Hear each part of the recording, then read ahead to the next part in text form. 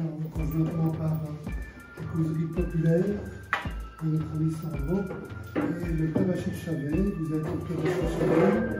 Alors, je vois des visages qui ne sont pas connus. Donc, le club Achille Chavet, c'est une association d'éducation permanente qui organise ce local, dispose de ce local, et qui organise une série de conférences, soit seul, soit en partenariat. Ici, c'est un partenariat sur des questions très diverses, que ce soit d'ordre politique, social ou culturel. On a aussi au sein de cette maison une école de devoirs pour enfants de l'école primaire, du niveau primaire, qui est animée par Françoise et Martine, entre autres, et Anne, pardon, maintenant, depuis peu par Anne, voilà. Et ben, il y a une vingtaine d'enfants qui viennent ici. Vous imaginez un petit peu l'ambiance qui peut y régner. Et voilà. Donc nous sommes. Ce n'est pas la première fois que vous venez, mais c'est la première fois que nous nous rencontrons. C'est vrai. C'est Sandro. Je vais céder la parole à Sandro pour vous présenter. Oui, voilà. Je vais faire court parce que j'aime déjà pas trop l'exercice de la prise de parole. Donc Lucas va présenter son exposé. Ensuite, Christophe de la Fédération anarchiste et Jean-Pierre pour les communistes de Wallonie-Bruxelles interviendront pour amorcer le débat, pour poser des questions, pour avoir des prises de position. Donc on verra bien, après on parlera librement après l'exposé. Voilà, oui, merci, merci Sandro, merci au club Achille Chavet de m'accueillir une deuxième fois. C'est toujours un plaisir de venir débattre avec des personnes qui sont dans des bords politiques proches, mais qui sont toujours des camarades, évidemment, avant tout. Et puis, je dois dire, c'est personnellement, pour l'expérience que je viens de vivre ces derniers jours, c'est particulièrement appréciable pour moi de venir m'exprimer dans un cadre qui n'est pas le cadre académique. Donc vous avez vu sur l'affiche, moi je fais un doctorat en histoire, ce qui signifie que je travaille beaucoup avec des gens qui sont issus du milieu universitaire.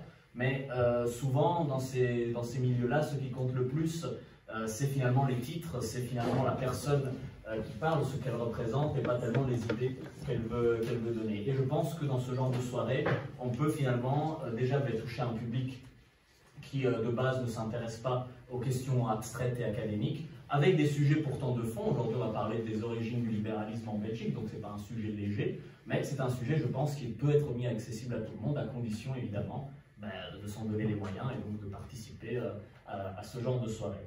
Je vais faire attention à deux choses. D'abord, au temps qui m'est imparti. On n'a pas dit exactement, je vais essayer de me tenir dans la demi-heure, puis on va voir si je déborde un petit peu pour vraiment pouvoir échanger avec vous, échanger avec les camarades, échanger l'abolition du système corporatif et l'émergence de la liberté d'entreprendre. Ça fait beaucoup de mots, ça fait beaucoup de concepts que je vais essayer de décortiquer tout doucement. Mais avant ça, quand même un mot sur qui je suis et pourquoi je parle de ça. Je vous ai évoqué que je fais donc un doctorat en histoire moderne sur cette question-ci, sur la question de l'abolition des corporations.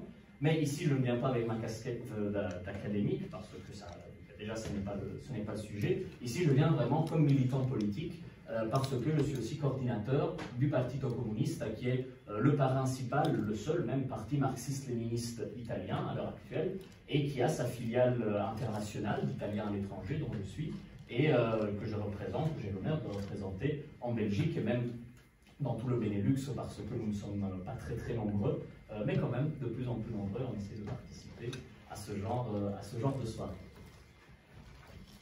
Alors, je commence tout de suite par une notion qui est, je pense, au cœur du titre, le système corporatif. Qu'est-ce que je veux entendre par corporation? Qu'est-ce que je veux dire par qu'est-ce qu'une corporation? Et puis on verra qu'est-ce que je veux entendre par début du libéralisme. Avant de venir à ce qui est noté sur le PowerPoint, laissez-moi juste rappeler quelques évidences. Nous vivons dans un système libéral, c'est-à-dire un système où l'économie se base sur la concurrence libre et non faussée, des échanges commerciaux. concrètement, ça signifie quoi? Concrètement, ça signifie que n'importe qui ici peut, s'il le souhaite, et à une condition importante que je vais souligner dans un instant, n'importe qui peut commencer une activité, peut ouvrir une activité commerciale, quelle qu'elle soit. Il n'y a pas d'entrave, en théorie, qui se place sur son chemin. L'entrave, évidemment, dont on ne parle pas, et dont les libéraux ne parlent pas, est évidemment une entrave économique. Vous pouvez toujours essayer d'ouvrir une boulangerie si vous n'avez pas un capital d'investissement pour commencer. Difficile que la banque vous y donne accès, et ainsi pour n'importe quelle autre activité. Mais cette situation dans laquelle nous vivons ici, le système libéral n'a pas toujours été une évidence.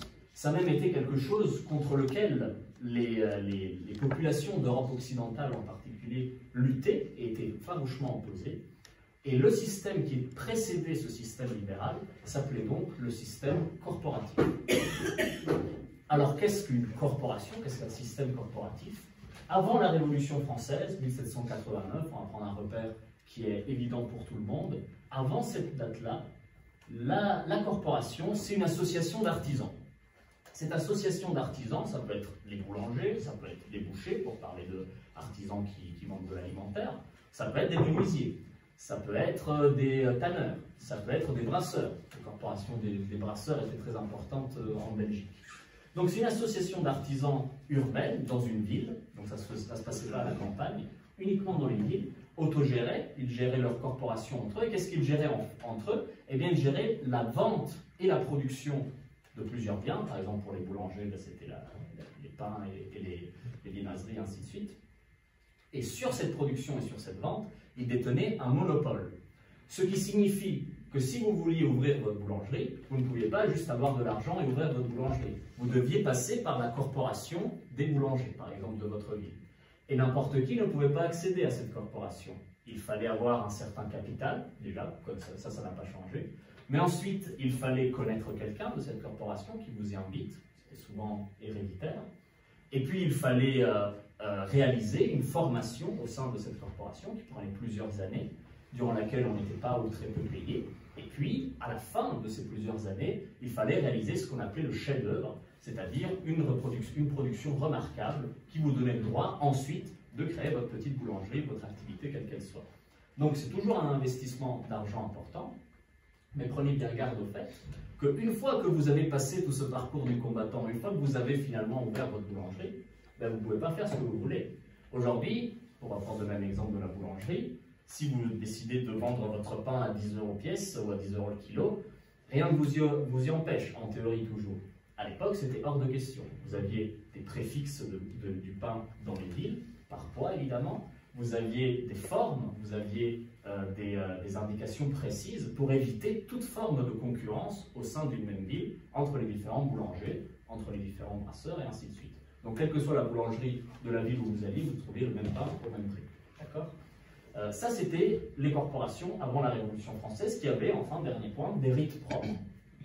Je pense qu'on connaît, vous connaissez peut-être au moins de nom les francs-maçons, qui sont évidemment les corporations qui sont devenues les plus connues parce qu'elles ont poussé leur rite à une forme de religion. Mais je ne rentre pas dans le débat, je l'évoque juste.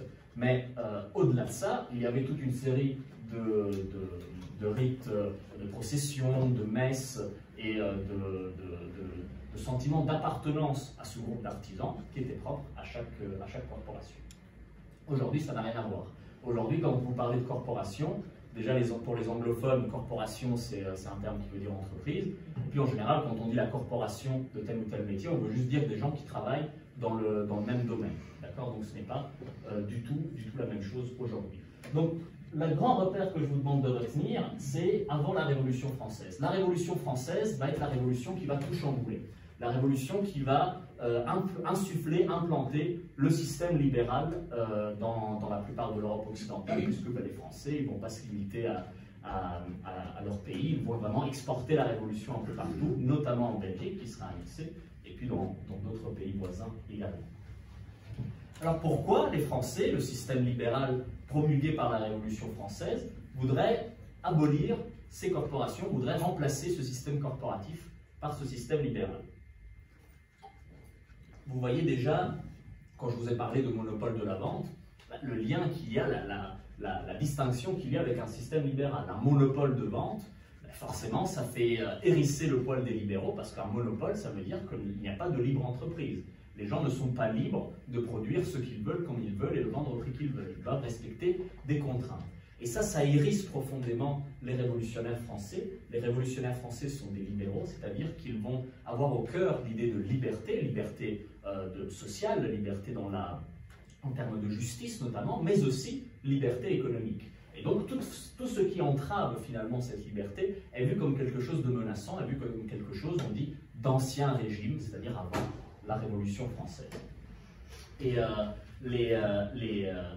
les manufactures qui étaient présentes finalement dans les villes de ces artisans sont bien conscientes de cette situation. Et il y a des artisans qui essayent de contourner ces méthodes, ces contraintes des corporations pour déjà insuffler un système libéral. On appelle ça le Verlag système. Qu'est-ce que c'est? Je vous ai dit tout à l'heure, on va voir ceux qui ont retenu, les corporations sont urbaines. À la campagne, il n'y a pas de corporation. Alors en théorie, c'est parce qu'à la campagne, on est censé faire des produits agricoles et puis les vendre en ville. Mais dans la pratique, rien n'empêchait, et c'est ce qui va se passer, à des artisans qui habitaient et travaillaient en ville, d'aller à la campagne chercher de la main-d'œuvre. Cette main-d'œuvre, il la rémunérait, souvent très peu, et il produisait à la campagne ce qu'il voulait et le vendait à la campagne ou au marché de la ville, de cette manière, en contournant le système corporatif. Donc c'était déjà, si vous voulez, une manière d'insuffler le système libéral, alors que le système corporatif existait déjà et toujours. Et ça, en fait, c'est ce qu'on appelle déjà des proto-ouvriers. Et ce mécanisme crée une situation de proto-prolétariat, si on voudrait dire, c'est-à-dire la première forme de gens qui dépendent de la force de leur travail pour exister, parce que, et j'insiste là-dessus, et peut-être j'y reviendrai après parce que je vais peut-être un peu vite là-dessus, mais dans les villes, les artisans ne sont pas, à proprement parler, des prolétaires, puisqu'ils sont protégés par le système corporatif. C'est-à-dire qu'ils ont un salaire garanti, qu'ils ont un revenu garanti. D'accord ? Ce n'est pas la même chose qu'un prolétaire qui travaille à un journalier, qui travaille à la journée. Mais je reviendrai peut-être là-dessus s'il y a des questions à la fin de notre échange.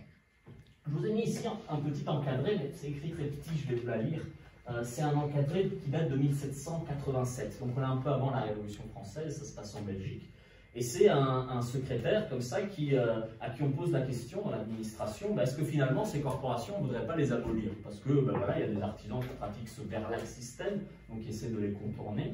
Est-ce que finalement ce ne serait pas intéressant d'abolir les corporations? Et ce secrétaire, il va répondre, je vous le lis et je l'explique ensuite. Peut-être que dans une nation que l'on crée à neuf, il serait plus nuisible qu'avantageux, c'est une formule un peu abstraite pour dire qu'il vaudrait mieux, d'introduire les corps introduire les corps de métier. Mais, lorsqu'ils sont établis d'ancienneté, les corps de métier, ils sont dans les villes depuis le Moyen-Âge, lorsqu'ils sont établis d'ancienneté, qu'ils sont profondément amalgamés avec l'organisation et la façon d'exister d'une nation, ils tiennent alors à lasser les parties de l'ordre social, c'est-à-dire les gens. Ils les tiennent en lacets, au point qu'on risque d'ébranler tout l'édifice en détachant cette pièce qui en fait partie. En fait, c'est les capelins. Si vous retirez une partie et que vous prenez quelque chose sur laquelle repose toute la structure, vous la faites effondrer. Les corporations, elles sont là, c'est une des premières pièces de cette tour de Caplin. Et si on essaye de la retirer, en fait, tout l'édifice va s'effondrer. Et c'est exactement ce qui va se passer quand les Français vont arriver en Belgique. À la base, la Belgique n'est pas concernée par la Révolution française. Les Français arrivent et ils disent, nous on a supprimé les corporations chez nous, on les supprime chez vous aussi. Et ils retirent ce système, ce système corporatif, cette pièce de Caplin. Et du moment où ils retirent ça, de toute façon c'était leur objectif, mais du moment où on retire ça, toute la société s'effondre. Parce que toute l'organisation des échanges de la société, des échanges commerciaux, change et s'effondre. Et face à ça, ce qui est intéressant, et ce que j'essaye de voir un peu dans ma thèse, mais ça c'est pour une autre fois, ce qui est intéressant, c'est de voir comment réagissent les artisans, qu'est-ce qu'ils en pensent de cette situation. Est-ce qu'il y en a qui sont favorables, qui sont contraires?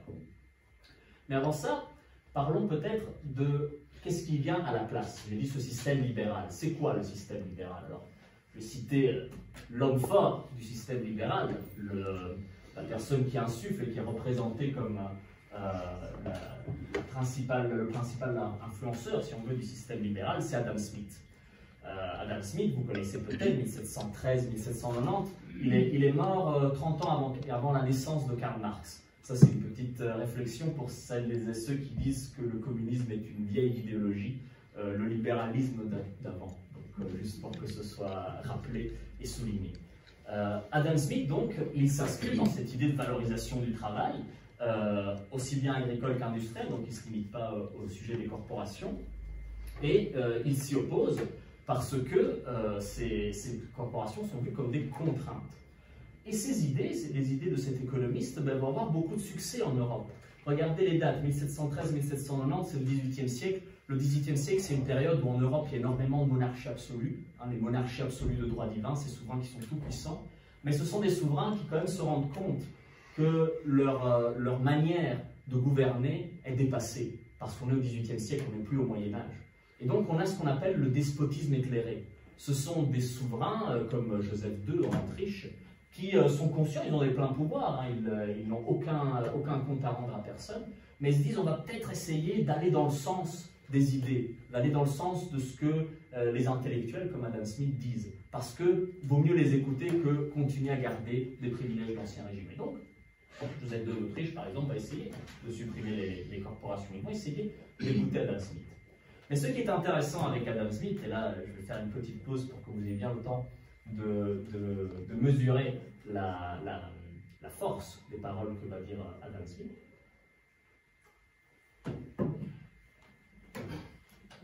Adam Smith va aller jusqu'à dire, à expliquer précisément pourquoi il s'oppose aux corporations. Avec cette citation, que je vais peut-être lire 2 fois pour bien faire peser la force des mots. Il y a une citation que j'aime bien, je ne m'en souviens plus exactement, mais qui est de dire, parfois avec des mots très doux et des mots très simples, on peut dire les pires horreurs. Ici, Adam Smith, il dit « La prétention selon laquelle les corporations sont nécessaires pour mieux gouverner le commerce est dénuée de tout fondement. » Donc ça n'a aucun sens. La discipline réelle et efficace qui s'exerce sur un travailleur n'est pas celle de sa corporation, mais celle de ses clients. C'est la crainte de perdre leur emploi qui restreint ces fraudes et corrige ces négligences. Une société corporative affaiblit nécessairement cette forme de discipline. C'est la crainte de perdre leur emploi qui restreint ces fraudes et corrige ces négligences. La peur de perdre son emploi, la peur, est la notion centrale au cœur d'Adam Smith. Ça veut dire quoi la peur de perdre son emploi? C'est un joli mot, la peur de perdre son emploi. Mais derrière la peur dont parle Adam Smith, il y a la peur de mourir de faim, il y a la peur de devenir indigent, il y a la peur de voir sa famille ne pas arriver à joindre les 2 bouts, à se substanter. Donc il y a tout un monde de détresse qu'Adam Smith résume dans cette phrase, la peur de perdre leur emploi, comme si finalement, ben oui, un travailleur qui sait bien que s'il ne vend pas au meilleur prix, ben, il n'aura pas son emploi, ben, alors il a tout intérêt à bien travailler. Non, ce n'est pas ça. L'empereur est tenu à la gorge. Le travailleur est tenu à la gorge, l'empereur certainement pas. Le travailleur est tenu à la gorge par le système libéral. Le système libéral lui dit ou bien tu travailles comme on te dit de faire, c'est-à-dire à la concurrence libre et non faussée, en baissant un maximum les prix pour permettre un maximum d'échanges, ou bien tu meurs. Et c'est ça la doctrine libérale derrière laquelle se cache Adam Smith avec cette phrase un peu enjolivée. J'espère vraiment qu'on aura le temps de revenir dessus après dans les échanges, parce que c'est quelque chose qui, vous voyez, ça me touche beaucoup, parce que on dit souvent que le communisme est une idéologie violente, ce qui évidemment est une absurdité. Mais on ne dit jamais à quel point le libéralisme est une idéologie violente, parce que le libéralisme se cache derrière des mots doux, se cache derrière des belles expressions, des belles phrases, pour dire les pires horreurs, pour justifier finalement les pires crimes. Alors, par quoi remplacer les corporations, on l'a dit, par le système libéral effréné, par la peur de perdre son emploi, par une société finalement sans aucune forme de contrainte et donc sans aucune forme de protection des travailleurs qui, comme je vous le disais, pouvaient toujours compter sur des prix fixes et sur un monopole de la production. Alors, quelles ont été, je vais les aborder rapidement, les réactions et les perspectives de cette réforme. Nous sommes à la toute fin du XVIIIe siècle. Alors, il y a grosso modo deux types de réactions des artisans. Je les évoque juste rapidement. Il y a des artisans qui vont être favorables et ceux qui vont être défavorables à ce changement, sans beaucoup de surprise. Ce qui est intéressant, c'est de voir qui va être favorable. Il y a deux catégories de personnes. Il y a évidemment ceux du Verlag système dont je vous parlais tout à l'heure, c'est-à-dire ceux qui déjà essayaient de contourner le système corporatif. Ben, ceux-là, ils vont chercher des nouveaux débouchés, ils vont voir dans cette abolition des corporations ben, l'accomplissement de ce qu'ils étaient en train de faire. Et donc, eux, ils vont s'investir massivement dans cette fin des corporations en rachetant les ateliers, en développant encore plus leur commerce et en augmentant petit à petit la taille de ces ateliers. J'ai pris l'exemple des boulangers tout à l'heure, prenons un exemple, par exemple, d'un métier un peu plus manuel, comme un tanneur ou un tisserand. Ben là, on va voir de plus en plus des grands ateliers. Alors d'abord, on parle d'ateliers familiaux, la taille de cette pièce, puis ça va doubler, tripler, et puis ça va s'installer à la campagne, comme c'était déjà le cas dans le cadre du Verlag système. Et puis, ben, à partir de là, à la moitié du XVIIIe siècle, du XIXe siècle, vous avez les grandes usines qui commencent à avoir leur apparition, d'abord en Angleterre, puis en Belgique, qui vont donner lieu à la révolution industrielle, et ça ce sera peut-être pour les questions après ou pour encore une autre présentation. Mais il y a aussi, et c'est ça qui est intéressant dans les réactions favorables à cette fin des corporations, celle de petits artisans, de gens qui sont endettés parce qu'ils ont une petite activité et que malgré la protection des corporations, ben, ils n'ont quand même pas beaucoup à produire. Peut-être qu'ils ont perdu leurs enfants ou ils n'arrivent pas en tout cas à avoir un rendement assez élevé malgré le système corporatif. Et avec la fin des corporations, ben, ils voient l'occasion ou bien de produire autrement ou de produire autre chose, ou bien de se reconvertir. Et les reconversions sociales à cette époque sont très intéressantes. Il y en a qui vont faire tout à fait autre chose, il y en a qui vont partir dans les ordres, il y a vraiment toutes sortes de dynamiques parce que la corporation, souvenez-vous, elle tient à lasser les parties de l'ordre social. Une fois que vous êtes membre d'une corporation, c'est très difficile d'en sortir. Vous pouvez, bien sûr, hein, rien ne vous y empêche, mais une fois que vous avez investi du temps, investi des moyens dans la formation que vous avez suivie, que vous êtes inscrit aussi dans une forme d'organisation sociale. La corporation, ce n'est pas que du travail, hein, c'est des rites. Je vous ai parlé des messes, je vous ai parlé des rites qu'avaient ces corporations.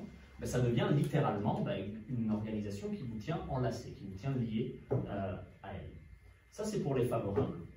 Et puis, il y a les artisans, les réactions défavorables d'artisans qui sont très riches, qui sont propriétaires, qui sont souvent maîtres ou doyens des métiers, on dit, c'est-à-dire qui sont ceux qui gèrent un métier, une corporation, qui sont un peu les chefs de cette corporation. Pour eux, évidemment, c'est une aberration. L'abolition des corporations, pour eux, ça signifie la confiscation de leurs biens, la confiscation de leur atelier, la confiscation des objets auxquels ils étaient attachés. Je vous ai parlé des rites, je vous montrais dans la dernière slide, il y a des médaillons que portaient ces hommes de métier, donc des objets auxquels ils étaient attachés. Et alors, ben là aussi, ça donne lieu à toute une série d'études fascinantes où on voit des gens qui essaient de cacher des objets ayant appartenu aux corporations au moment de la suppression. Ces riches artisans, en fait, ils vont faire bonne mine face à cette situation, finalement, puisqu'ils vont décider de se reconvertir également, la plupart du temps, dans le Verlag système et dans la production industrielle à grande échelle. Donc finalement, ils ne vont pas être si désespérés que ça, rassurez-vous pour eux. J'en arrive à ma conclusion, et je pense que j'étais dans les temps, peut-être j'ai parlé un peu trop vite, mais c'est tant mieux, ça donnera plus de temps aux questions. La conclusion, voilà. Bon, j'ai mis un anarchiste pour conclure, pour me faire bien voir, mais aussi parce que Émile Pouget, oui, il est fait en 1910, donc c'était avant le Congrès de Tours, et puis de toute façon, c'était un homme qui avait déjà vu juste dans les relations des rapports sociaux. Alors là, il se réfère à la bourgeoisie, il ne parle pas de corporation évidemment, mais il dit cette phrase tout à fait contemporaine: jamais les privilégiés n'ont sacrifié leurs privilèges sans y être contraints et forcés. Les privilégiés, c'est-à-dire les gens qui tiraient un bénéfice du système corporatif, n'était pas favorable à sa fin, n'était pas favorable à l'abolition des corporations. Et il a fallu que la Révolution française vienne finalement retirer ce morceau de cap-là pour que l'édifice s'effondre. Mais cette citation, qui est ô combien intéressante et qui montre vraiment, qui cerne en fait le rapport de base dans une société, qu'elle soit d'ancien régime ou de nouveau régime dans laquelle nous vivons maintenant, cette citation, elle omet quelque chose qui est très important pour les corps de métier, sur laquelle je voudrais terminer, c'est que ce n'est pas uniquement par goût du privilège que les membres des métiers, je veux dire par là les maîtres, les gens que j'ai cités tout à l'heure, s'opposent à cette suppression. C'est aussi parce qu'il y a une inquiétude réelle, et que je ne veux pas minimiser ici, de voir finalement la fin d'un système qui, comme je vous l'ai dit, tient lassé les parties de la société depuis le Moyen-Âge, qui est profondément amalgamé. Et il y a une réelle, finalement, inquiétude de la part de ces artisans de voir ce monde disparaître. C'est pour ça que même des petits artisans qui peut-être pouvaient tirer profit et avantage de la fin des corporations vont avoir quand même un regard dubitatif sur ce nouvel horizon qu'est celui du libéralisme économique, à juste titre, j'ai envie de dire, parce que le libéralisme économique a montré, tout au long du XIXe siècle et encore aujourd'hui, son inaptitude et son inefficacité à répondre à des besoins dont peut-être les corporations ne répondaient déjà pas elles-mêmes, mais certainement la solution n'était pas le système libéral, car le système libéral a creusé et aggravé les inégalités au cours du XIXe siècle, les aggrave encore aujourd'hui. Ce que je propose en tant que militant communiste, même si je travaille sur le XVIIIe siècle, ce n'est bien entendu pas de revenir à un système corporatif, loin de là, mais c'est de donner la juste reconnaissance à ce système d'avoir été à l'origine d'une forme de sécurité sociale, j'ose le mot, c'est-à-dire une forme de protection des artisans, basée sur des principes d'ancien régime qui sont de toute façon aujourd'hui révolus, mais qui étaient de loin plus avancés que le vide abyssal que proposait le libéralisme, parce que, juste pour rappeler, aujourd'hui on est dans un système libéral avec une sécurité sociale et des avantages, on va dire. Au XIXe siècle, il n'y avait rien de tout cela. Donc toutes les formes de protection salariale, évidemment, n'existaient pas, et je ne dois pas vous expliquer à quel point le XIXe siècle a été le siècle dans lequel l'oppression de l'homme sur l'homme a été la plus exacerbée. Voilà, avant de terminer, je ne vais pas terminer tout de suite, je veux dire donc deux dernières choses. Évidemment, d'abord que je suis tout à fait disponible pour les questions et pour les échanges que nous allons avoir. Et donc, n'hésitez surtout pas à me dire s'il y a quelque chose que je n'ai pas dit ou que j'ai dit trop rapidement et qui n'était pas clair. La deuxième, c'est donc de nous suivre sur les réseaux sociaux et d'aller voir peut-être Vincent à la fin de la présentation, qui a des petites brochures, des petits pins, des petits bics.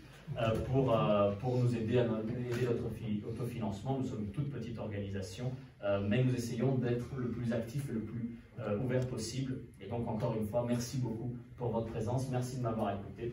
Et je me réjouis d'échanger encore avec vous. Merci. Mauvaise chose, peut-être que Jean-Pierre et moi... je peux poser une question.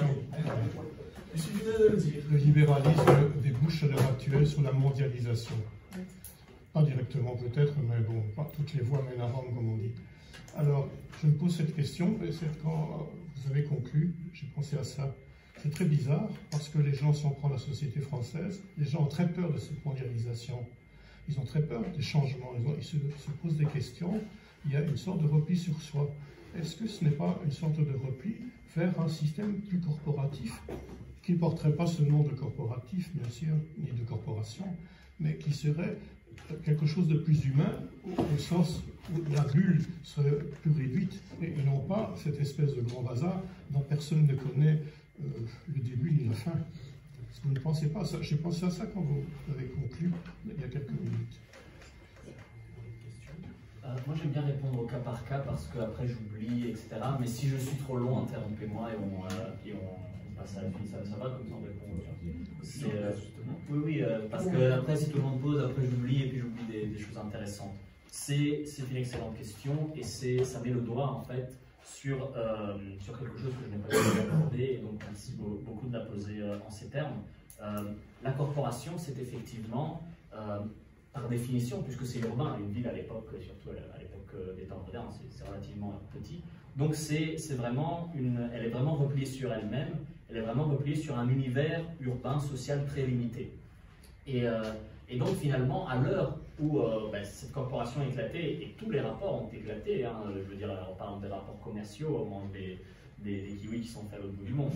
Donc à cette heure-là, l'idée de repenser des rapports qui ne soient pas des rapports corporatifs dans le sens où on fait que des choses entre nous parce que nous sommes les meilleurs, etc. Mais on fait que des choses locales parce que la production locale est importante, parce que faut manger des fruits de saison, enfin pour regarder le même exemple, mais je veux dire de recentrer la production et les échanges locaux, les échanges locaux à un endroit, à un niveau plus restreint, c'est évidemment une perspective dans laquelle, en tant que communiste et même en tant qu'internationaliste, je pense qu'on pourrait la soutenir. Parce que l'idée n'est pas de dire la mondialisation, étant internationaliste, alors on est pour la mondialisation. Non, on est pour la fraternité des peuples, mais la fraternité des peuples, c'est avant toute chose de pouvoir travailler, de pouvoir produire des choses chez soi, en bonnes conditions. Et puis ça ouvre évidemment, je ne vais pas rentrer là-dedans, sinon vraiment on passera toute la soirée, mais ça ouvre évidemment toute la question des immigrations et de ces rapports-là. On pourra en reparler ensuite, si vous souhaitez. Ça répond à... Oui, mais donc ce serait quelque chose qui manque dans la société actuelle. Absolument. Puis ce repli sur soi qui est parfois un peu con, mais enfin bon... Absolument. Alors, juste, donc, je pense ici vous parlez à des révolutionnaires, donc nous sommes pour le renversement, je le dis avec le sourire, mais en fait c'est assez sérieux dans le sens où la société telle qu'elle est ne nous convient pas, je pense que je peux parler pour tous les deux. Et donc l'idée vraiment derrière, c'est de ne pas juste critiquer en disant tout ça c'est de la merde et on n'est pas content. Non, c'est de proposer des alternatives. Et il n'y a pas une alternative possible, il n'y a pas un dogme écrit noir sur blanc sur comment faire l'alternative. Il faut discuter, il faut réfléchir, il faut essayer et parfois se tromper, accepter qu'on s'est trompé. Parce que politiquement, si on prend l'exemple de la France, c'est tout l'inverse qui se passe. Tout le monde se précipite vers la droite. C'est-à-dire qui fera mieux. Oui, en fait, juste pour nuancer, je pense que tout le monde se précipite en grande majorité vers l'abstention, qui est le principal refuge des déçus et même de certains révolutionnaires. Et le vote, effectivement, ceux qui vont voter restent, en fait, partie les dégoûtés restent les dégoûtants. Et donc, ceux qui restent, c'est ceux qui vont voter pour les partis d'extrême droite. Question de monsieur. Oui, je suis un peu étonné de ne pas avoir entendu une seule fois le mot capitalisme. Donc, pourquoi est-ce que vous avez évité systématiquement d'en parler, dans la mesure où, me semble-t-il, capitalisme et libéralisme sont deux choses différentes.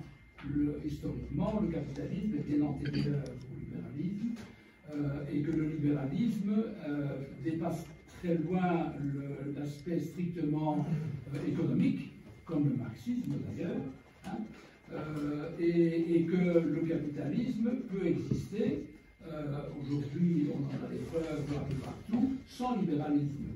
Je pense à la Russie, je pense à la Chine, je pense aux dictatures sud-américaines, et je pourrais multiplier les exemples à foison.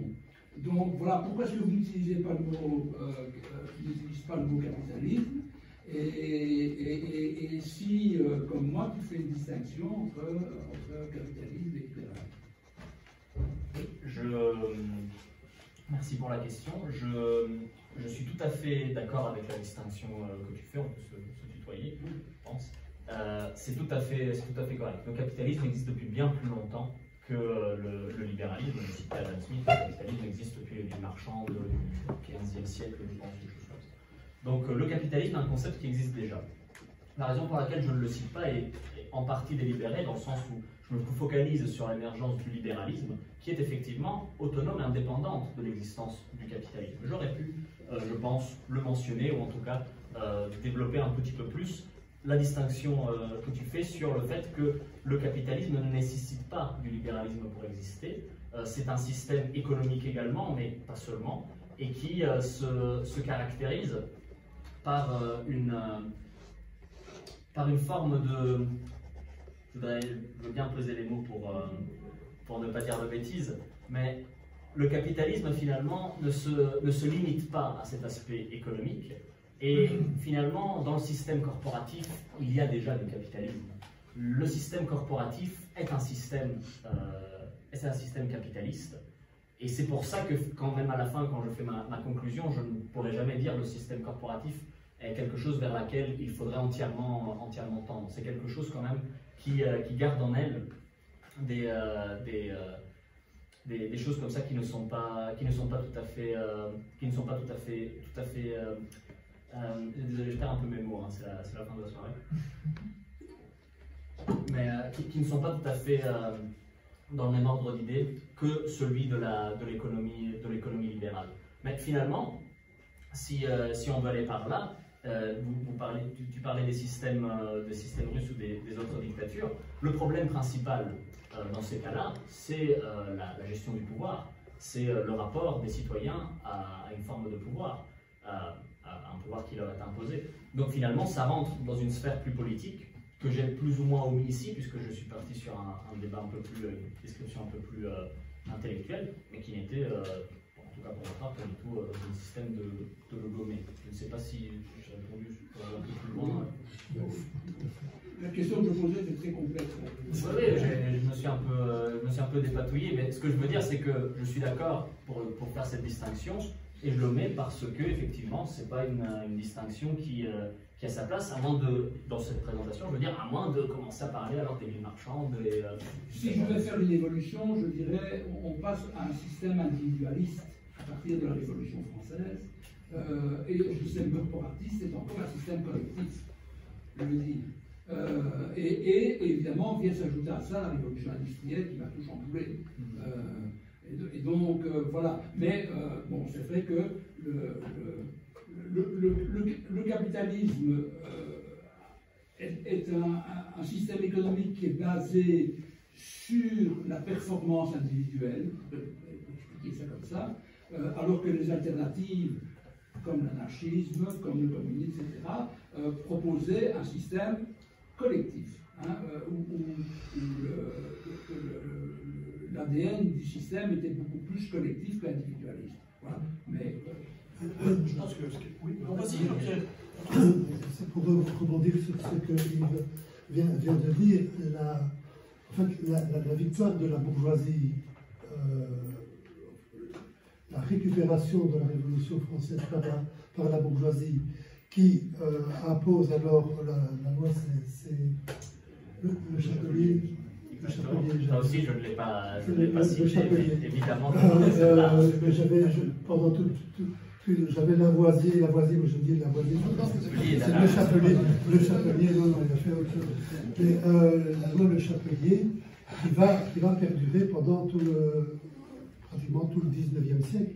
Ça ne veut pas seulement dire la fin du corporatisme et que les petits patrons, les artisans ne peuvent plus s'unir.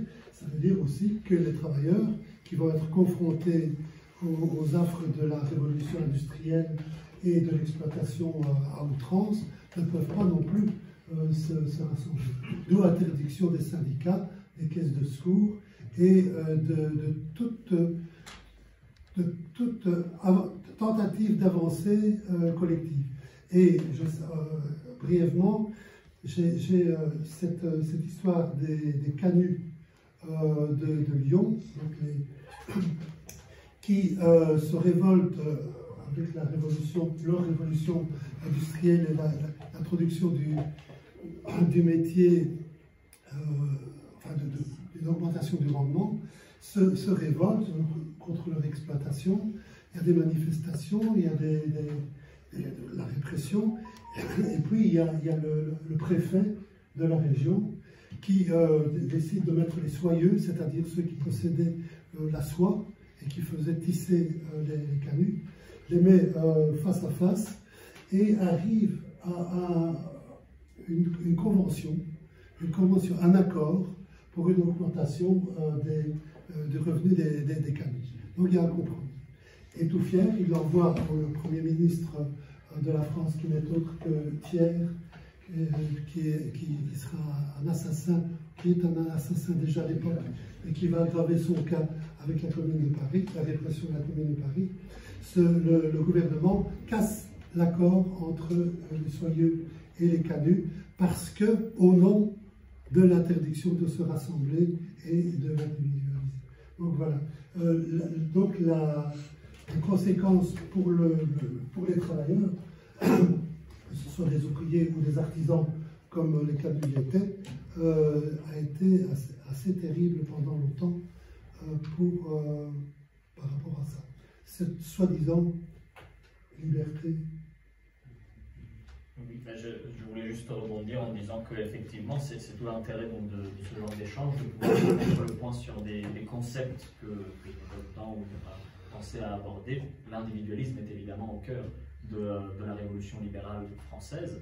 Ce serait même intéressant de voir comment, quand la Révolution française tente de ne plus être libérale, on va peut-être parler de Robespierre, quand elle tente d'avoir un côté social, finalement, non seulement elle est rapidement remise sur les rails par la bourgeoisie, qui ne veut pas du tout aller dans ces dimensions-là, mais en plus elle est diabolisée.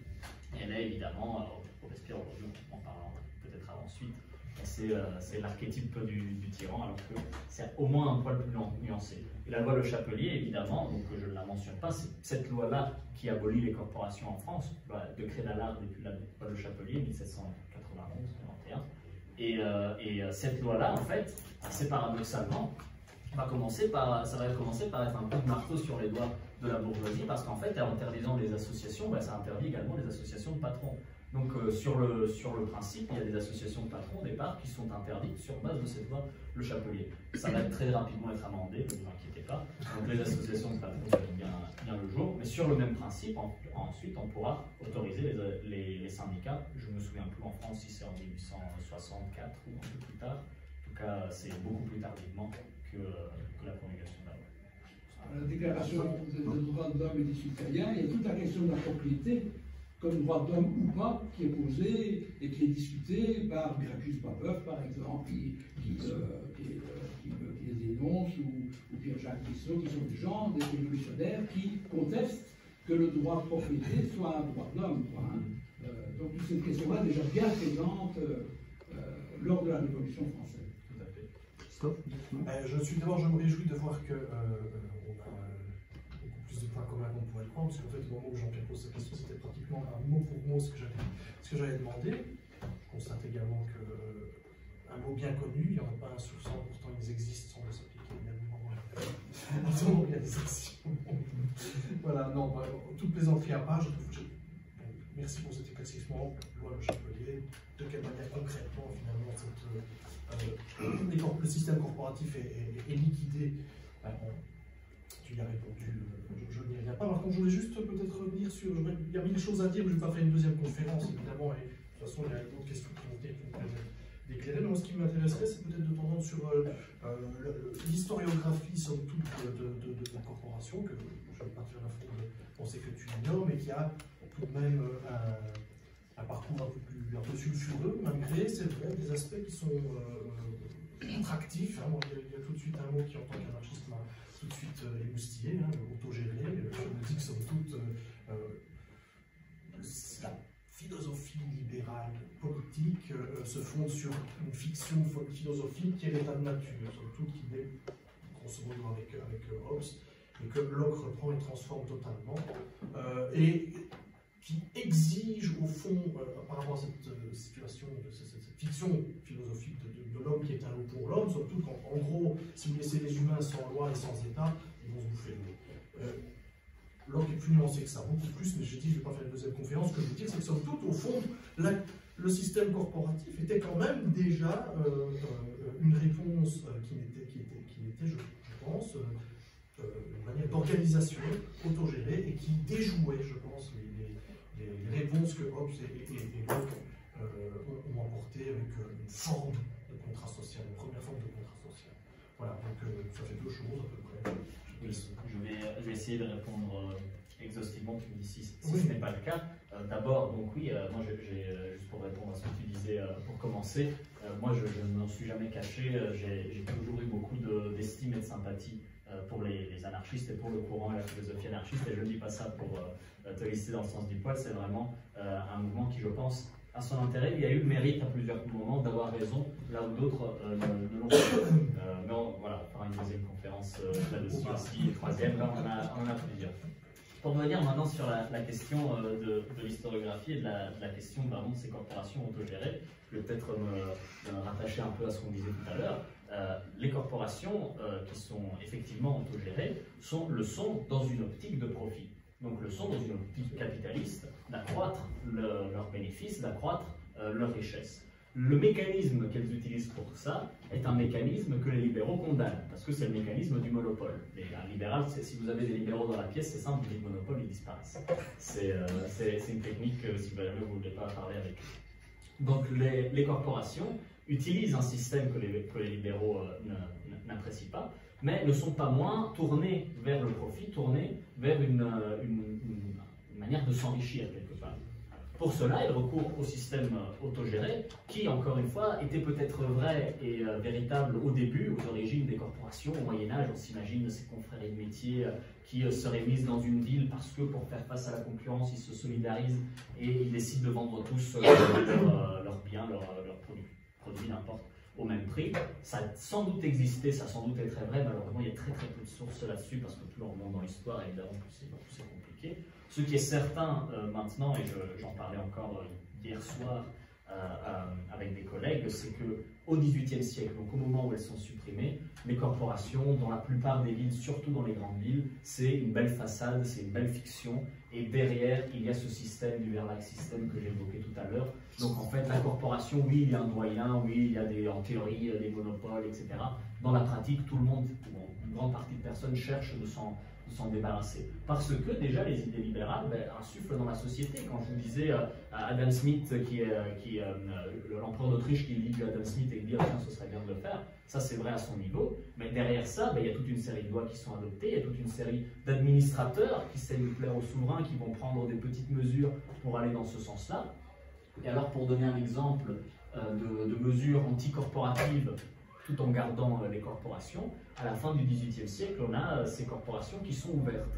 C'est-à-dire qu'il y a un décret qui dit « Ah non, on va pas supprimer les corporations, c'est les corporations qui existent depuis le Moyen-Âge, hors de question de les supprimer, juste n'importe qui peut y accéder. » Donc il n'y a plus de formation obligatoire, il n'y a plus de sommes à payer pour y entrer, il n'y a plus de maîtrise, de chef-d'œuvre, comme je disais tout à l'heure. Et ça, il y a des villes dans lesquelles on fait ces décrets pour justement vider de leur sens de manière manifeste les corporations. Donc ça, c'est un subterfuge qui a été trouvé au XVIIIe siècle. Je ne sais pas si j'ai oublié une partie de ta question. Je parlais de l'historiographie plus tardive donc après le XVIIIe siècle. La façon de revaloriser en fait, le système corporatif, mais dans des idéologies auxquelles nous n'adhérons pas. Ah oui, ça c'est merci de poser la question parce que ça donne l'opportunité donc de parler de la raison principale pour laquelle en Italie on ne peut pas parler de corporation sans être taxé de fasciste, parce que le système fasciste, et Mussolini en particulier en premier plan, a utilisé ce terme, et pas seulement le terme, tout l'imaginaire collectif qu'il y avait au début du XXe siècle sur la corporation, pour faire un levier dessus quelque part, et les présenter comme une forme, comme je disais tout à l'heure, une sorte de monde idéal, dans lequel le patron et l'artisan travaillent main dans la main, et finalement, c'est presque une société magnifique, sans classe, dans laquelle tout le monde est ami. C'est finalement, on voit son influence au Parti Socialiste qui fait son effet, mais c'est une fable, c'est une histoire qu'il se raconte et qu'il raconte pour entretenir l'idée de la révolution fasciste. Vous savez que Mussolini ne parlait pas de coup d'État ou de prise du pouvoir, il parlait de révolution. Il avait cette idée selon laquelle le fascisme était quelque chose de naturel qui s'insufflait quelque part dans le peuple italien parce que c'était vers ça qu'il devait tendre. Donc pour corroborer cette fable, il va utiliser le terme corporation qui va aller très loin. Les députés au Parlement fasciste seront les députés des faisceaux de combat et des corporations, c'est-à-dire des militaires et des représentants d'usines. Il y a un très bon livre là-dessus, j'ai oublié le nom de l'auteur, je peux le retrouver pour ceux que ça intéresserait, qui dévoile en fait des masques finalement cette mise en scène et qui montre comment toute la politique sociale des fascistes n'a pas du tout eu lieu en fait, ou bien les progrès sociaux qu'ils vantent existaient avant ou ont été mis en place ensuite, ou bien c'était carrément des arnaques, des systèmes dans lesquels on prenait dans la poche des travailleurs d'une main, on leur mettait de l'autre pour entretenir cette illusion. Et donc, juste pour terminer là-dessus, de ce fait, en Italie et dans d'autres pays également, aux États-Unis aussi, parler de corporation est tellement devenu difficile qu'il n'y a pratiquement pas d'études sur les corps de métier et sur les corporations. C'est vraiment quelque chose que je constate dans mes recherches. Si vous voulez avoir un travail sérieux et bien organisé sur les corporations en Italie, il faut attendre les années 2000, avant les années 2000, et c'est dans des villes, donc c'est les corporations de Bologne, de Milan, de Turin. Avant, vous avez des gens qui disent oui, oui, il y avait des corporations à Turin, c'était très mauvais, d'ailleurs, ça a inspiré Mussolini. Voilà, c'était ça l'étude qu'il y avait sur les corporations, les caricatures un peu, avant les années 2000. Donc ça a laissé une trace très très profonde, mais qui est encore une fois, c'est une fable, c'est quelque chose qui a été entretenu de fait de cet imaginaire collectif sur lequel a fait pression Mussolini. Une question depuis longtemps. Deux questions, ouais. Il y en a une, donc, ça date, donc j'ai un peu oublié. Révolution provençale, révolution liégeoise, deux approches différentes. Est-ce que la question du libéralisme est dedans ou est-ce que c'est purement religieux dans la région de Liège? Je ne sais pas. Question subsidiaire, sur les corporations, je ne connais pas grand-chose. Vous avez parlé de l'assurance salariale. Je me demandais dans quelle limite, on a bien compris que l'autogestion, c'était comme le libéralisme, c'est-à-dire que c'est l'administration qui décide, les apprentis ferment leur gueule, tout ça. Il faut amener son capital. Donc ça amène à des monopoles qui sont critiqués par Smith. Donc c'est que le libéralisme amène des monopoles aussi. Du coup, ça me ramène à la question de la propriété qui, à mon avis, est primordiale, et la démocratie de la gestion de la propriété. Et donc les questions du capital au XXIe siècle, qui, entre consommateurs, producteurs, propriétaires, pourrait. Alors comment on pourrait imaginer ça? C'est des questions plus générales sur le futur qu'on pourrait imaginer. Mais donc, ouais, donc, quelles sont les bonnes idées, même s'il y a plein de variances locales et contractuelles, quelles sont les bonnes idées, à part le salaire garanti, comment ça se passe? Est-ce que finalement, c'est pas une entreprise globalisée, locale qui se crée, et la production au niveau des campagnes, dans l'ancien régime, où elle est garantie par plus qui est brasseur? Je sais que le meunier a sans doute la propriété du truc, mais est-ce que chaque production est un peu le 19e siècle avec l'entreprise qui fait la boucherie du truc dans les campagnes, ou est-ce que quelles sont les choses qui se passent? C'est plein de questions, donc je vais laisser. Plein de questions intéressantes, donc merci beaucoup. Je ne sais pas, je vais commencer à rebours parce que ce sur quoi tu as terminé était très intéressant, donc je vais répondre avant de revenir à ta première question. Donc l'assurance salariale des corporations, les corporations, elles garantissent du fait du monopole un salaire pratiquement à leur norme. C'est-à-dire que du moment où on sait qu'une ville a autant de bouches à nourrir et qu'on sait que le prix sera fixe, eh bien on sait estimer de manière plus ou moins correcte les rendements des différentes brancheries, des différentes boucheries, etc. Je prends l'exemple alimentaire parce que c'est le plus simple, mais ça vaut pour à peu près tous les biens de production. Donc effectivement, il y avait une garantie salariale relative, mais qui existait et qui donc garantissait une sécurité aux artisans. À côté de ça, quand je parlais de sécurité sociale, je n'ai pas donné l'exemple, mais c'est quelque chose qui, moi, me semble incroyable parce qu'il faut attendre ensuite, je pense, 60 ou 70 ans avant que ça revoie le jour. Il y avait des allocations pour les indigents au sein de la corporation, c'est-à-dire des gens qui, pour une raison ou une autre, étaient blessés, malades, ne travaillaient pas. C'est quelque chose qui, quand on le regarde un peu, quand on compare avec ce qui s'est passé au 19e siècle, donne presque le vertige. Parce qu'on voit au 19e siècle des enfants qui mouraient de faim parce que leurs parents n'avaient pas pu travailler parce qu'ils étaient journaliers, etc. Il n'y avait aucune forme d'assurance collective avant les premières caisses de coopération mutuelle. Et ça existait au 18e siècle, donc ce n'était pas quelque chose qu'il fallait inventer, ça existait. Juste ça avait été supprimé, ça avait été gommé. Et puis une deuxième chose qui est plus anecdotique, mais qui je pense a le mérite d'être citée, parce que en plus c'est très contemporain et il faut surtout pas négliger ce genre de questions, c'est le droit des veuves, c'est-à-dire finalement le droit des femmes dans la question des corporations. Il n'y a pas d'artisans femmes dans les corporations. Les droits d'entrée sont réservés aux enfants légitimes, donc ça exclut tous les enfants légitimes, catholiques, et qui peuvent ensuite se permettre de payer leur formation et de réaliser leur chef-d'œuvre, etc. Et donc ça exclut toutes les femmes. Et lorsqu'un artisan se marie, sa femme a une dérogation finalement, elle peut exercer la profession avec son mari, d'accord? Mais avec son mari, donc pas toute seule, elle ne peut pas tenir boutique toute seule. Quand son mari décède, et ça pouvait arriver qu'il décède en n'étant pas très vieux, donc avant qu'il qu'elle soit totalement indigente elle-même, ben, elle pouvait continuer à exercer sa profession, du fait du système corporatif qui la protégeait. Et en plus de ça, et ça c'était pour les veuves évidemment plus âgées, quand elle ne pouvait plus travailler, elle avait un revenu garanti par la corporation. Ça marchait également pour les veufs, mais les artisans, je veux dire, ça allait fort parce qu'ils n'avaient pas besoin de base de leur femme pour subsister. Tandis que la femme, oui, parce qu'en l'absence de son mari, elle pouvait vraiment tomber dans l'indigence. Et ça aussi, c'est quelque chose. Bon, déjà, le système en soi est absurde parce que c'est un système qui empêche la moitié de la population de travailler avec tous les déficits de rendement que ça implique, même en suivant juste la logique capitaliste, ça crée un manque à gagner quelque part. Mais en plus de ça, mais malgré ça, finalement, il y a un système qui prévoit une correction de ce manque à gagner en attribuant une allocation aux veuves.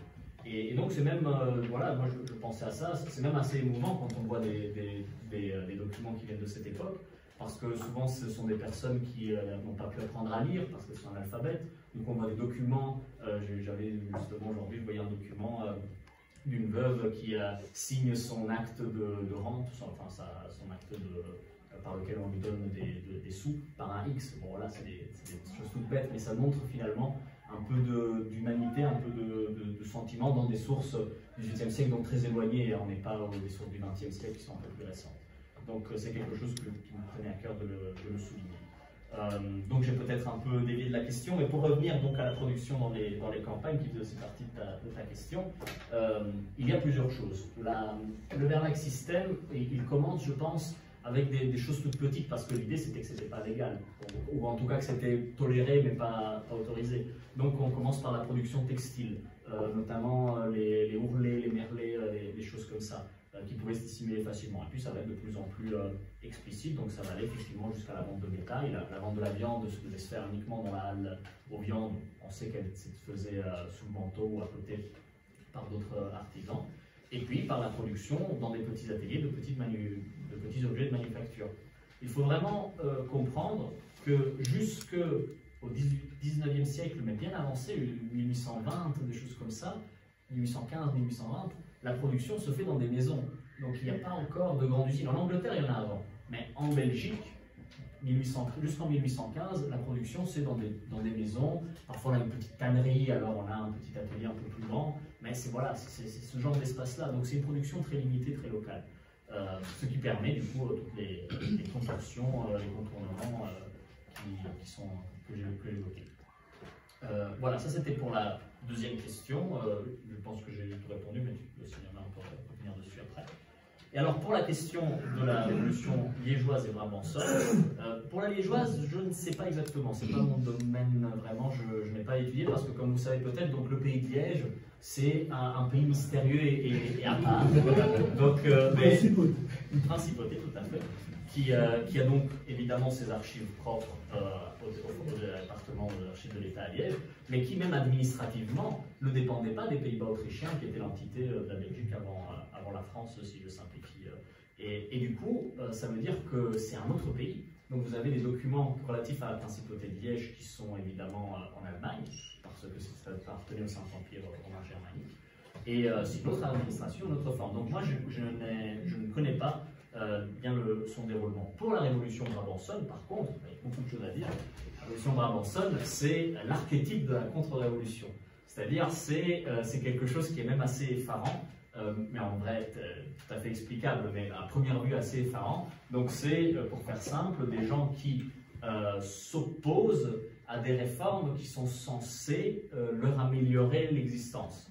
Je simplifie un peu, mais concrètement ce que ça veut dire, c'est que l'empereur d'Autriche décide d'insuffler des idées justement libérales en Belgique par l'abolition des corporations. En 1787, il supprime les corporations. La vraie mesure qui va faire grincer des dents, ça va être la suppression des couvents, parce qu'évidemment on touche à la religion. Et donc la révolution brabançonne, c'est une contre-révolution dans le sens où elle s'oppose aux menaces qui sont faites à la religion, parce que c'est une population extrêmement catholique. Et du coup, dans cette optique-là, on est très très conservateur, on veut revenir finalement au droit d'Ancien Régime et donc au droit même moyenâgeux, donc on va ressortir des vieilles chartes en disant regardez dans cette ville le couvent avait le droit d'être là depuis X années, X siècles même, et vous le supprimez. Et c'est quelque chose qui, comme son nom l'indique, se fait surtout au Brabant, c'est-à-dire que là, quand on va à Namur, Luxembourg, le Luxembourg, ça va être, il n'y aura rien du tout, il n'y aura pas de révolution au Luxembourg, ça faisait partie du même espace, mais eux ils sont totalement fidèles au souverain, alors qu'ils sont aussi très catholiques, mais ça va surtout se faire dans la région du Brabant. Mais donc là, oui, il y a vraiment une nette opposition au libéralisme, mais pas une opposition au capitalisme. L'opposition se fait aux nouvelles idées, en fait, à tout ce qui est, c'est une opposition à la nouveauté, en fait, à la révolution brabançonne. Et dans ce cadre-là, on veut maintenir les anciens privilèges et les anciennes institutions. Ceci étant dit, la révolution brabançonne n'est pas une grande révolution populaire.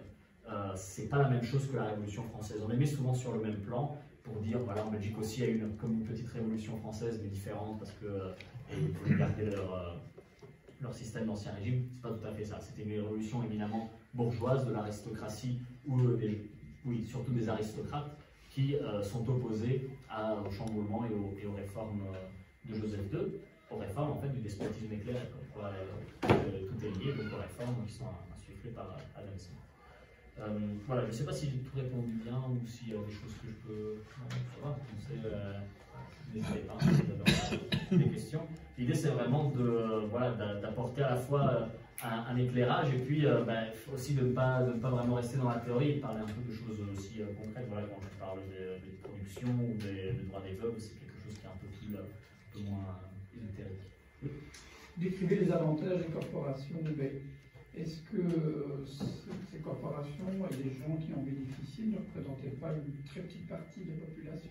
Parce que je ne suis pas spécialiste des corporations, mais à mon avis, les gens qui sont dans une corporation, ils faisaient ce que les êtres humains font en général quand ils contrôlent l'histoire. C'est les fils d'eux, etc., qui ont la priorité. Déjà, il faut un capital, donc ça veut dire que beaucoup de gens en sont exclus. Donc, est-ce que ce n'était pas finalement des épicieux qui, avec évidemment une qualité professionnelle, ça je pense que ça a tout à fait existé, donc c'était pas égalitaire, hein. C'était, à mon avis, des gens qui avaient une profession mais qui subissaient pour préserver un peu leurs intérêts. Non ? Oui, merci de la question, c'est vraiment bien parce que vous mettez à chaque fois le doigt sur des petits éléments comme ça qui me permettent de creuser un peu plus des aspects sur lesquels je restais un peu en surface, donc c'est vraiment génial. En fait, la proportion du nombre d'artisans dans une corporation à l'échelle, disons, de la population de la ville varie beaucoup, mais elle est quand même assez importante. Dans les villes du sud de la Belgique, de la Wallonie, on va dire, c'est à peu près 10-15% de la population qui fait partie des corporations en moyenne. Ça reste une minorité par rapport au reste de la population. Il y a une grande partie de la population qui vit sous le seuil de pauvreté, évidemment. Mais quand même, c'est une quantité non négligeable. Parfois, c'est plus. Hein. À Bruxelles, c'est beaucoup plus. Mais on est bien d'accord, tous ces gens qui sont membres d'une corporation sont des gens privilégiés. C'est des gens qui viennent d'un milieu social parfois pas excessivement aisé, juste correct, mais qui peuvent quand même se permettre d'accéder à cette corporation en payant des droits d'entrée, donc qui sont quand même un capital, et puis en suivant une formation qui dure longtemps et durant laquelle on est rétribué, mais très peu. Hein. On est rétribué moins que le prix d'un kilo de pain par jour, donc c'est vraiment quelque chose d'anecdotique. Mais ça, c'est une chose. Après, évidemment, il y a énormément de népotisme là-dedans. Donc les fils des maîtres reprennent l'atelier ou la profession du père. Donc c'est évidemment une énorme machine à reproduction sociale, finalement, dans laquelle on a toujours les mêmes personnes et on crée finalement des castes, des élites là-dedans. Donc, je ne veux pas du tout négliger cet aspect-là, c'est évident. Et ce qui est intéressant, en fait, c'est de voir le mécontentement de ces personnes quand ils ne sont pas reconnus pour ce qu'ils sont, c'est-à-dire une petite caste de personnes, une caste de personnes qui se partagent des privilèges. Dans les villes flamandes et aux Pays-Bas, les corporations, comme vous le savez peut-être, on a souvent ces images de la place d'Anvers ou d'Amsterdam, avaient énormément de pouvoir. Elles géraient la ville en fait. Donc c'était des artisans qui participaient à la gestion de la ville. Alors attention, hein, c'est un peu comme une pyramide. Donc dans la corporation, vous avez les artisans lambda, puis vous avez les chefs des corporations, et c'est ceux-là évidemment qui gèrent la ville, pas tous les artisans de toutes les corporations. Mais quand même, elles ont un pouvoir qui est reconnu et qu'elles font valoir en prenant des décisions. Alors pour les corporations d'Anvers, elles vont prendre des décisions concernant le port d'Anvers, concernant les échanges commerciaux, elles vont avoir un rôle totalement clé. Quand on descend à Bruxelles, c'est vraiment plus on descend, plus ça change. À Bruxelles, c'est déjà 50-50. Donc la gestion de la ville est partagée entre les, je pense, 49 nations, je ne sais plus, je ne voudrais pas dire de bêtises, mais en disant entre les 49 corporations de la ville et un certain nombre d'échevins élus par la population, au suffrage censitaire, donc une partie de la population encore une fois. Mais donc il y a un contre-pouvoir des corporations. Et quand on descend à Namur, il y a un représentant de toutes les corporations. Donc toutes les corporations se réunissent, choisissent un représentant et il va siéger au conseil communal avec tous les autres échevins élus. Donc le poids des corporations est encore moins. Et puis vous allez dans une ville comme Virton, dans la Gaume, si vous êtes familier. Alors là, c'est assez incroyable parce qu'on a donc une population de 600 ou 700 habitants. Il y a 200 artisans là-dedans, donc un tiers de la population est artisane, et pas un seul n'est représenté dans la gestion de la ville. Pourquoi? Par les faits historiques qui font que les membres des corps de métier ont été exclus. Mais donc c'est assez phénoménal de voir le manque totalement de gestion des corporations dans la gestion de la ville. Mais donc tout ça pour dire qu'à Virton, les membres des corporations ne sont pas des privilégiés à strictement parler. Ils ont certes des privilèges, mais ce ne sont pas la même caste, ce ne sont pas les mêmes élites que les maîtres des corporations d'Anvers. Et même à Anvers, au sein de la corporation, ben oui, il y avait des maîtres qui exerçaient beaucoup de pouvoir et des gens qui leur tournaient autour et qui essayaient d'avoir aussi une place. Ben, plus on descend au sein de la corporation, plus on trouve des gens favorisés, certes, mais qui parfois ont vraiment leur activité pour vivre et c'est tout. Et ils sont arrivés là, bien sûr, par des chemins privilégiés, souvent je disais le népotisme, mais qui n'est pas du tout, une forme vraiment privilégiée ou incroyable comme on pourrait s'imaginer. Et Orval n'est pas loin. De Virton. Oui, il n'y avait pas de corporation des brasseurs à Orval. Non, mais il n'y avait pas que des brasseurs non plus à Orval. Il y avait quand même la religion qui était. Le pouvoir religieux n'avait pas. Visiter la Gaume, c'est très intéressant.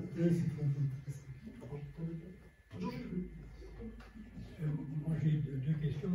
La première, vous venez d'en parler, mais malgré tout, j'ai toujours entendu qu'il y avait une forte hiérarchie dans les corporations. On parle des maîtres verriers et des choses comme ça. Et aussi, quand vous dites qu'il y a 10 à 15%, même un peu plus d'artisans, il y a quand même une énorme population de pauvres. Parce que des aristos et des prélats, il n'y en a pas beaucoup, ils sont même peut-être pas en vie. Donc cette autre population, en fait, elle travaille quand même. Quand il y a un moulin à farine ou des choses comme ça, une forge avec une soufflerie, il faut des aidants. Vous avez parlé d'aidants pour les femmes. Donc il y a une population quand même qui est en quelque sorte salariée, peut-être en nature ou quoi, mais voilà. Et c'était la première chose. Et justement par rapport à ça, il y a les compagnons du devoir qui ont leur propre rite, leur propre chef-d'œuvre, à ce moment-là, et qui sont une sorte de société secrète, moins hiérarchique au fond, plus démocratique, et pouvant se promener librement, pouvant s'installer clandestinement mais librement, et puis s'offrir à des marchands ou à des patrons, j'allais dire. Est-ce que c'était très différent par rapport, est-ce que si on fait la comparaison avec la corporation classique, est-ce qu'ils ont un esprit beaucoup plus moderniste ou démocratique? Mais ça, vous diriez des compagnons. La corporation du devoir, je ne suis pas sûr. Les compagnons du devoir, les compagnons du Tour de France. Ok. Et donc c'était une société secrète au départ, de gens qui avaient des adresses, ils allaient d'une adresse à l'autre. Des patrons pouvaient leur apprendre le métier et ils faisaient le Tour de France chez chaque patron. Compagnonnage, la construction. L'espace d'un instant, je pense que cycliste, je l'ai pas. Non, blague à part. Donc oui, le problème en fait quand on parle des corporations en Belgique, c'est qu'on parle des corporations en Belgique, donc on n'est pas en France. Et le système, bien que similaire, est différent. Les corporations françaises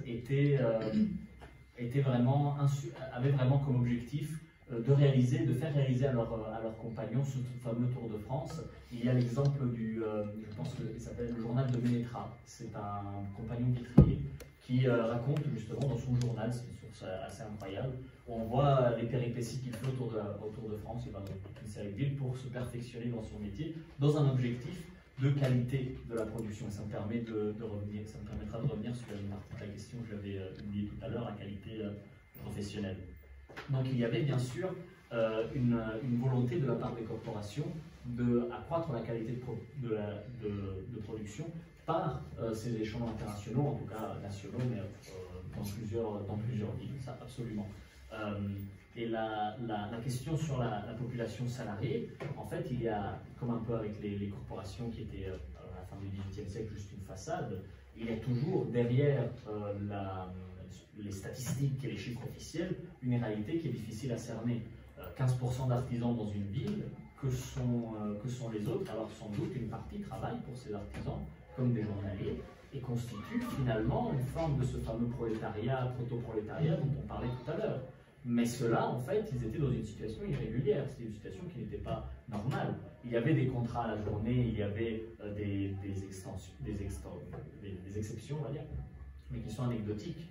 La réalité devait être beaucoup plus importante, du simple fait que oui, alors il y avait 15% d'artisans, puis il devait y avoir beaucoup de fonctionnaires dans les villes, surtout dans les villes comme Bruxelles, etc. Bon, il y avait des aristocrates certainement, il y avait d'autres gens qui pratiquaient aussi des professions non corporelles, puisque toutes les professions n'étaient pas corporées, ça me permettra de faire une dernière précision qui n'est pas négligeable. Et donc, il y a là-dedans, entre toutes ces personnes-là, des gens qui ne correspondent à aucun statut, et qui sont classés comme indigents. Mais ils ne l'étaient pas forcément tous. Certains peut-être arrivaient à joindre les deux bouts par des petits contrats journaliers, mais de cela, on n'a pas la voix, finalement. On n'a pas de source qui en parle. Et il y a un très intéressant colloque, je pense l'année prochaine, qui se fera à Gênes sur cette question-là. C'est la question des sans-voix, les gens qui sont sans histoire, non pas parce qu'ils n'ont pas existé, mais parce que c'était des gens analphabètes ou c'était des gens marginaux et qui n'ont pas laissé de traces. Et si vous y pensez, là, je fais juste une petite réflexion philosophique, en fait c'est plus répandu de ce qu'on en pense. Il y avait un professeur qui m'avait donné cet exemple. Vous prenez tous les papiers que vous avez écrits dans votre vie, mettons. Vous en avez sans doute un bon paquet voilà, que vous avez écrit à la main. Vous prenez maintenant tous les papiers que vos grands-parents ont écrits dans leur vie, qui sont arrivés jusqu'à vous. Vous en avez déjà beaucoup plus. Parfois on a des lettres, beaucoup moins, pardon. Parfois on a des lettres, parfois on a des agendas, des choses comme ça. Puis si vous cherchez des papiers écrits par vos grands-parents, par vos arrière-grands-parents, parfois ça existe, hein, mais c'est très très rare. Et alors plus on remonte comme ça, plus on se rend compte que finalement des gens de notre famille il y a 3-4 générations sont totalement disparus, on n'a parfois même pas une photo. Et c'est la même chose finalement dans les artisans d'Ancien Régime, et on peut pousser cette réflexion, il y a énormément de réalités, de fragments de vie qui ne sont pas parvenus jusqu'à nous. Bon, ça laisse des optiques de réflexion très larges, j'en suis conscient, mais c'est aussi pour le mentionner. Je voulais juste faire donc une... Je vais magnifique. Mais c'est ça. Je vais payer un ticket pour Gênes. Je vais te donner le super colloque. Sur cette on décide de faire quelque chose comme ça. Absolument, mais je suis d'accord. C'est troublé même de savoir que c'est. Je montrerai à ceux qui veulent, j'ai le papier ici, mais c'est juste, je voulais, parce qu'après j'ai noté vite fait, c'est moi. Donc de deux choses l'une, je voulais parler donc, des corporations, des métiers qui n'étaient pas corporés et de la qualité professionnelle, parce que quand on parlait de ce fameux Tour de France et de ces artisans qui essayaient d'accroître leur qualité professionnelle, il y a derrière l'objectif de rentabilité capitaliste des corporations vraiment une volonté de faire des beaux objets et des objets durables. Et ça aussi c'est une optique qui est totalement détruite et délaissée par le libéralisme. C'est-à-dire que le libéralisme, en faisant cette fameuse phrase, je vais la remettre, qu'on l'ait quand même sous les yeux, même si c'est un peu flouté, quand Adam Smith dit c'est la crainte de perdre leur emploi, cette crainte qu'ont les travailleurs de perdre leur emploi, elle se répercute dans des produits de qualité moindre. Alors au début, ça un tout petit peu, on simplifie un tout petit peu le process de production pour gagner quelques minutes, pour être un petit peu plus rentable, et puis au final, ça vous donne des tabliers pour aller un peu dans la logique de l'extrême. Je prends souvent cet exemple parce qu'avec les corporations, ça marche à tous les coups. Il y avait une corporation des tailleurs d'habits. Les tailleurs d'habits ne faisaient pas des vêtements au sens où on l'entend aujourd'hui, c'est-à-dire ils ne faisaient pas les vêtements que vous mettiez tous les jours. Les tailleurs d'habits faisaient votre habit. Une personne normale dans sa vie, sous l'Ancien Régime, avait deux habits, c'est-à-dire des beaux vêtements qu'il mettait pour les grandes occasions. C'était même pas les vêtements du dimanche, hein, c'était les vêtements vraiment pour les mariages ou les choses vraiment exceptionnelles. Et ces vêtements-là, il y en avait un, parfois deux. Donc ça coûtait très très cher, mais ça durait, même si on le mettait peu, ça durait toute sa vie. C'était des vêtements qui étaient faits pour durer. Et même si on pense un peu plus haut dans l'échelle sociale, les aristocrates, les robes des aristocrates et des choses comme ça, des choses qui étaient extrêmement chères et dont on en avait très peu, donc qui avaient une valeur ajoutée énorme. Et même chose, si on prend du mobilier, des tables, des chaises, les gens ils avaient leur table. Une fois que vous achetiez votre table, elle était censée vous durer toute votre vie. Et en général, vous la passiez à vos enfants s'il était toujours en bon état. Enfin, l'idée, c'était vraiment de produire quelque chose de durable, quelque chose de qualité, une chose pour l'électricité, et ainsi de suite. Et donc, cette logique de produire de la qualité, de produire du beau aussi, ça pourrait aller de pair, c'est une logique qui est écartée par le système libéral. Et ça aussi, c'est quelque chose qui pose profondément question. Quand on parle de l'abolition du système des corporations, on parle aussi de l'abolition de la beauté, parce que le système de la beauté et de la qualité, surtout de la qualité, mais également de la beauté. Le système libéral est un système qui est contre la beauté, qui est contre la qualité, parce qu'elle est contre le profit, en fait. La qualité n'est possible n'est envisageable que pour augmenter le prix, que pour augmenter le profit. Elle n'est jamais envisageable dans un objectif d'améliorer la vie des personnes. Et donc ça, c'est quelque chose qu'il faut vraiment avoir à l'esprit quand on parle des corporations. Corporation, je termine là-dessus, je sais que ma réponse est très très longue, mais donc je voulais quand même le citer. Corporation qui ne concernait donc pas tous les métiers. J'ai été très rapide dans ma présentation, j'ai oublié de dire ça. Donc tous les métiers ne devaient pas être corporels. L'immense majorité l'était, donc c'est parfois anecdotique, mais ça existait des métiers qui n'étaient pas corporels, donc qui ne faisaient pas partie de la corporation. Ces métiers-là, pourquoi ils ne l'étaient pas, on ne sait pas, parce que les origines sont au Moyen-Âge, on a très peu de sources là-dessus. En général, c'est parce qu'il y avait très peu de gens qui les pratiquaient. Donc il n'y avait pas assez de monde pour créer une corporation. Je prends l'exemple de Virton. À Virton, il y avait une corporation des cordonniers, donc surtout les faiseurs de chaussures. Et il n'y avait pas de corporation des tanneurs, qui en général étaient distincts des travailleurs du cuir, tout simplement parce qu'il y avait deux tanneurs. Donc à deux, ça ne fait pas une corporation. Donc c'est ce genre de dynamique. Mais parfois, ça arrivait que beaucoup d'artisans n'aient pas de corporation. Et alors, ce qui est intéressant, c'est de voir que là déjà, on pratiquait un peu ces jeux de libre-échange, on commençait à faire de la concurrence entre artisans. Il y avait une forme d'introduction du système libéral. Maintenant, ce dont on a gardé la trace surtout, c'est pas de ça, c'est des procès que leur faisaient les corporations. Parce que vous imaginez bien que les tanneurs de Virton, le jour où quelqu'un venait leur commander des chaussures en cuir, il valait mieux qu'ils aillent demander à un cordonnier l'autorisation de faire des chaussures, parce que normalement, c'était les cordonniers qui faisaient les chaussures. Et alors, si on osait faire quelque chose que la corporation était censée faire, là, tout de suite, on vous tombait dessus, on vous faisait un procès, une amende, et ça pouvait devenir très très cher pour l'artisan qui était en top. Donc voilà, c'est deux précisions que je devais faire. Parler du libéralisme politique. On en a pour toute la soirée.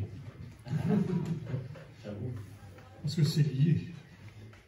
Libéralisme économique, libéralisme politique, même social, peut-être. Social, dans l'évolution. Oui, mais par exemple... Si vous prenez le 19e siècle, on en a parlé tantôt, lorsqu'il y aura les premières caisses de prévoyance et tout ça, c'est quelque chose qui s'insère dans le libéralisme, presque à côté, clandestinement presque aussi, et puis qui devient quelque chose d'admis, puisque les lois vont se mettre à changer. Donc le libéralisme n'est pas un monobloc, il va évoluer à travers le temps, vous le savez aussi bien que moi, il va évoluer à travers le temps. Parallèlement au libéralisme politique aussi d'ailleurs, parce qu'il y a d'autres influences là, le socialisme, le marxisme, etc. Bien sûr, heureusement. Je pense que donc oui, parler du libéralisme économique, c'était pour moi tellement une évidence dans le cadre des corporations que j'ai fait vraiment l'impasse sur le libéralisme politique en parlant donc, des dispositions éclairées de cette idéologie-là. Mais c'est évident que, en fait, du moment où une économie est régie par un système économique particulier, le libéralisme, ben, la politique va s'adapter en conséquence, et c'est tout l'intérêt, en fait, de voir le pouvoir qu'a le système économique de modifier des choix politiques et des décisions politiques qui finissent, alors que ça devrait être, en théorie, selon ma modeste opinion, l'inverse. Donc pour la question politique, que ça commence par le despotisme éclairé, ça termine par Thatcher, hein, on pourrait vraiment en parler toute la soirée. Pour le libéralisme social, c'est, je ne sais pas, je vous lance peut-être, je vous pose la question, je ne prétends pas avoir la réponse, mais finalement, je le vois comme des palliatifs, quelque part. Oui. C'est un système à l'agonie dans lequel on essaye d'apporter des petits éléments pour l'améliorer. Donc voilà, vous n'avez plus le libéralisme du 19e siècle, les enfants ne meurent plus dans les mines, en Belgique. Les enfants meurent dans les mines dans d'autres pays. Mais donc, de nous, ça fait les affaires des personnes qui soutiennent ce système, par exemple. Vous ne mourrez plus, vous recevez un salaire si vous êtes malade, mais pendant 3 mois maximum. Ensuite, votre salaire est dégressif, vous tombez sur la mutuelle, et puis il faudrait quand même se remettre au boulot, et puis finalement, si vous êtes malade de longue durée, voilà, il faudrait quand même penser à se soigner, etc. Donc il y a toujours cette idée de, oui, on fait du social parce qu'il faut bien, parce que sinon les gens littéralement meurent, et aujourd'hui en Belgique on ne peut plus, mais pas trop longtemps, le moins possible. Et c'est aussi la question de partir à la retraite. Enfin, je veux dire, moi je pense que je serai la génération qui partira à 70 ans, croisant les doigts. Mais donc voilà, ce que j'aimerais, ce serait en profiter aussi de ma retraite, je veux dire. Et donc je me pose vraiment la question de voir jusqu'où ce système essaye de mêler un peu de social au libéralisme va pouvoir fonctionner, parce que je pense encore les gens travailleront en cette façon. Mais c'est aussi lié aux caractéristiques de la Belgique. Ce sont les 3 piliers, socialiste, catholique et libéral, qui s'est aussi qui s'est invité effectivement dans cette occupation de d'abord libéral et catholique de l'espace historiquement. Oui, d'accord. Je ne mets pas dans je vais dans le désordre peut-être. Enfin, c'est lié à ça. Les syndicats, il y a 3 syndicats, et tout ça est venu effectivement parce qu'il y a eu le mouvement socialiste qui a pris de l'ampleur et qu'il fallait évidemment freiner. Et vous avez maintenant un syndicat libéral, une connaissance au syndicat qui dit que syndicat libéral c'est un oxymore. Je suis assez d'accord avec ça. Mais voilà, c'est.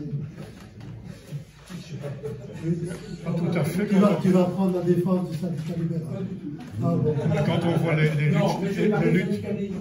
Oui. Est-ce qu'il n'y a pas des résidus de corporatisme dans le syndicalisme, dans la mesure où tu as rappelé tout à l'heure, Jean-Pierre, tu as parlé des cadres du Lyonnais, les syndicats se sont construits d'abord par profession. Et encore aujourd'hui, les centrales professionnelles, dans de grandes organisations telles qu'on les connaît en Belgique et moins en France, des grandes organisations interprofessionnelles, il y a des structures professionnelles où, quand il faut prendre une décision au niveau syndical, mais il y a un équilibre toujours très compliqué entre les centrales professionnelles et les organes interprofessionnels. Et donc c'est quelque chose, pour avoir vécu beaucoup de l'intérieur des organisations syndicales, enfin plus d'organisations syndicales en tout cas, c'est vraiment toujours un gros problème au niveau de la prise de décision, et c'est pour ça parfois qu'elle est un peu lourde et qu'elle est parfois un peu lente, c'est qu'il faut chaque fois un équilibre entre les intérêts des centrales professionnelles et les intérêts interprofessionnels. Est-ce que là, on peut voir aussi une espèce de résidu du corporatisme du XVIIIe siècle? Certainement, parce que les syndicats, comme vous le soulignez tout à fait correctement, naissent comme des sortes de substituts, même s'il y a eu une période creuse, substituts aux corporations. Il y a, je pense, quelques nuances que je peux apporter. D'abord, c'est la particularité la particularité de ce système corporatif dans les syndicats. Il y a un livre qui est paru, là je me souviens très bien du titre, c'est Stephen Kaplan, qui est expert de la question des corporations, qui s'appelle La France, parle de la France, et la gueule malade du corporatisme, point d'interrogation. Et c'est très agréable à lire, ça parle de la... en fait, c'est mon sujet. Donc, ça commence au XVIIIe siècle et ça se finit au XXe. Et ça donne toute une série d'exemples de maladies corporatives dans le sens de problèmes posés par la question des corporations, des problèmes posés dans les centrales syndicales quand des accords de branche entrent en conflit entre eux pour une quelconque raison. Je pense que la perspective qu'il faut toujours avoir à l'esprit, et c'est en général la perspective que les libéraux veulent dresser comme quelque chose de négatif, alors que je pense que ça a du positif, c'est que les accords de branche, ce ne sont pas des privilèges. Je ne dois pas vous apprendre ça à vous évidemment, mais je le dis pour que ce soit entendu. Les accords de branche sont les résultats de luttes syndicales et donc de concessions qui ont été faites après des luttes, après des revendications.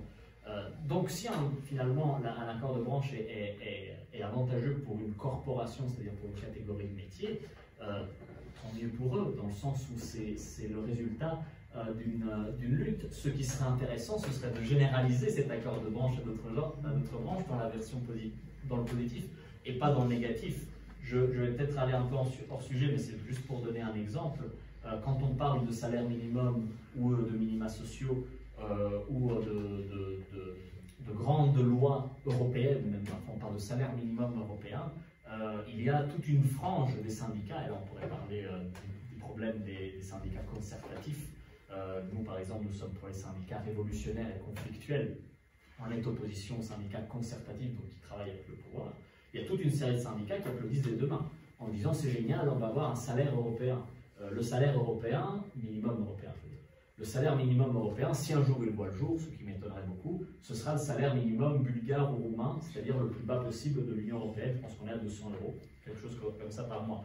Ce sera sans doute une grande avancée sociale. Vous aurez des militants de ces syndicats pour vous le rappeler. Mais à côté de ça, ce qui serait plus intéressant, ce serait de faire appliquer déjà les accords collectifs et les accords de branche, parce que souvent ils ne le sont pas. Et puis, une fois qu'ils sont appliqués, de réfléchir au fait que d'autres pourraient en bénéficier aussi. Mais effectivement, c'est une question extrêmement complexe. Et je pense qu'en Belgique en particulier, l'exemple de la FGTB est emblématique. Parce que j'avais lu une fois dans la presse, on parlait de la FGTB comme un paquebot.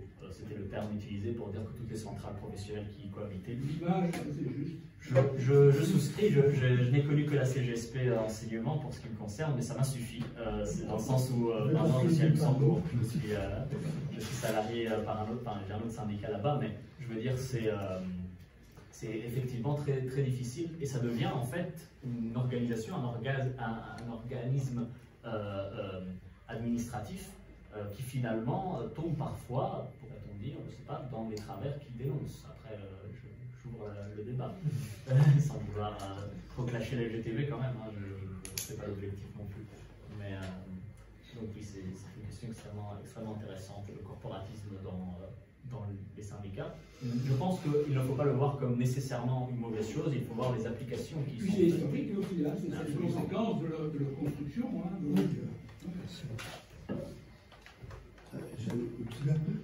l'exemple des cheminots, par exemple, qui avaient une protection sociale tout à fait spécifique.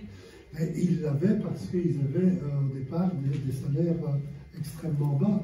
Et donc il y avait une protection, effectivement. Et ça, c'était à l'intérieur d'une centrale. C'est même à l'intérieur d'une centrale. Quoi. Oui, oui.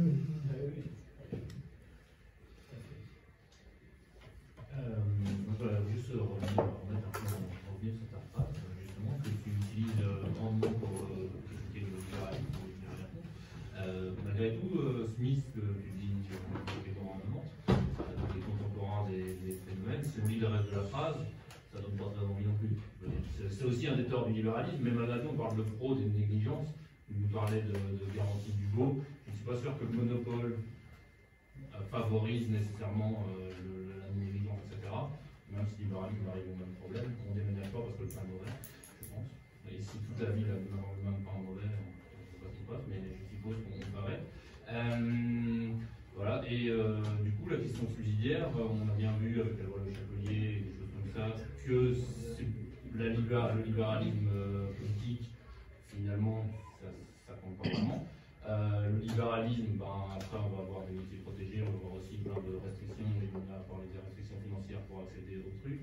S'il favorise la créativité, contrairement au monopole, est-ce que c'est pas juste en fait du bullshit, une auto-validation de la prise de pouvoir par certaines professions, certaines personnes suffisamment puissantes qui n'avaient pas accès au pouvoir des corporations? Voilà, est-ce que le libéralisme en soi, une fois la révolution, qui prend aussi bien chez les bourgeois que chez les nobles, etc., est-ce que finalement c'était pas pour acquérir un pouvoir supplémentaire, et après on avait justement des monopoles, etc.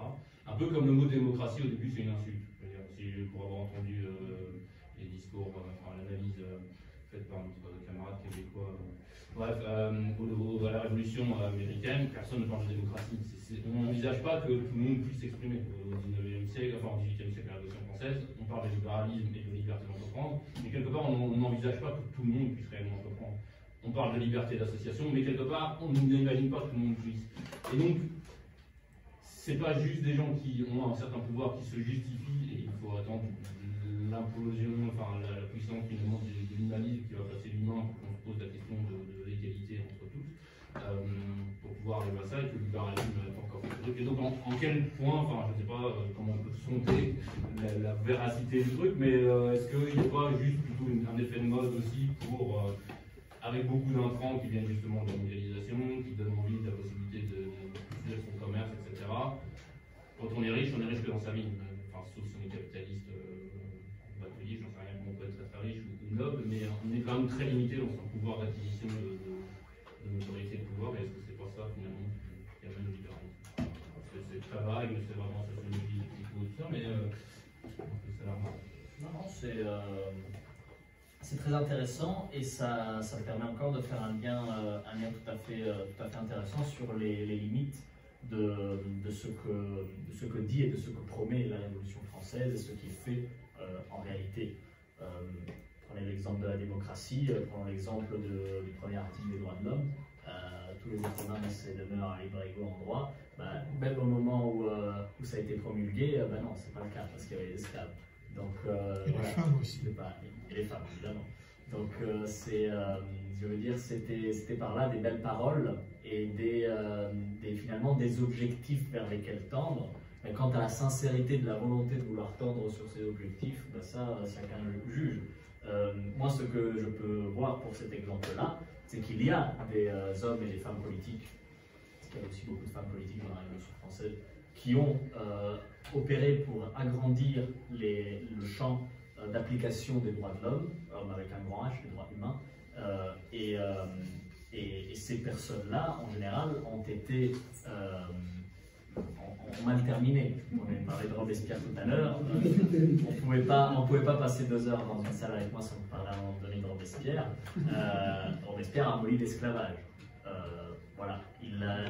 Sur la question des femmes, Robespierre était totalement à l'ouest, donc je ne vais pas du tout le complimenter là-dessus. Sur la question de l'esclavage, sur la question des droits sociaux, il était totalement avancé. Et il a payé finalement cette volonté de vouloir inclure un peu plus la Révolution française au public auquel elle était censée s'adresser, c'est-à-dire un public plus populaire, c'est-à-dire la majorité de la population. Il disait 90% de la population devrait vivre dans des conditions décentes, par non seulement sa destitution et son exécution, mais aussi par quelque part la damnatio memoriae, et donc on a jeté du sel sur sa tombe, et quelque part comme à l'époque romaine, donc on ne peut plus parler de Robespierre sans penser à un Pierre Saint-Clair qui n'était pas. Il y a eu des travaux qui ont montré ça largement. Pour revenir donc à la liberté d'entreprendre, sinon vraiment je vais faire trop d'apartés, la liberté d'entreprendre, c'était aussi, oui, une manière de la part des bourgeois, de la bourgeoisie, de dire, nous, on veut avoir le droit d'avoir des conditions de richesse et de profession similaires à ceux des aristocrates, qui étaient ceux qui détenaient les grandes fonctions administratives à l'époque de la royauté. Donc c'était de eux qu'ils parlaient, des bourgeois. Donc ils parlaient des gens qui n'avaient pas de droit, on va dire, politique au sens même administratif de fonctionnaire. Concrètement, quand on est bourgeois dans l'Ancien Régime, on ne peut pas être fonctionnaire, il faut devenir au moins noble de bas rang. Eh bien, ils voulaient ce genre d'avantage-là pour eux. Donc c'est de eux qu'ils parlent. Ce sont des hommes bourgeois, catholiques, légitimes, une petite partie de la population. Et ils se cachent, pour dire ça, derrière des grandes idées, des idées de toute la population, de droit, etc. Et comme je le disais avec Robespierre, dès qu'on essaye de dire, du coup, est-ce que toute la population a vraiment droit? Non, il est hors de question. Il y a le film sur Napoléon qui va sortir dans quelques jours. Voilà, je ne pense pas qu'il ait fait mention dans ce film du rétablissement de l'esclavage, par exemple. C'est aussi l'idée de célébrer les bourgeois de la Révolution française et les gens qui ont participé à cette révolution dans une optique de lutte des classes. On devrait déjà le souligner. Et pour ce qui est maintenant des fraudes et des négligences des corporations, en fait, ce que vous pouvez dire, c'était la première partie de ta question, c'était ce que dit Adam Smith là-dessus. C'est aussi quelque part bête dans le sens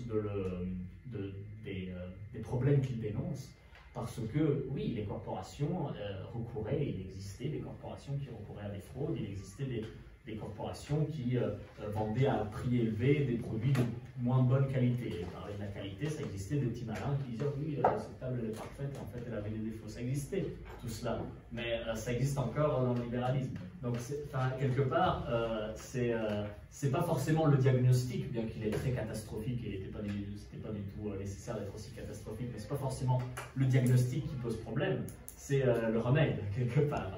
C'est un peu comme les médecins de Molière, vous savez, quelle que soit la maladie, quel que soit le problème, la solution c'est la saignée. On a eu l'exemple avancé avec le libéralisme que ça n'a pas fonctionné. Dans les villes, ça s'est appliqué. Voilà.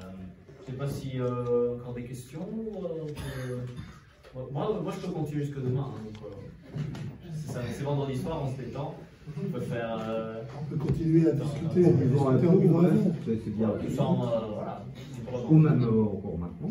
Si encore des questions qui brûlent.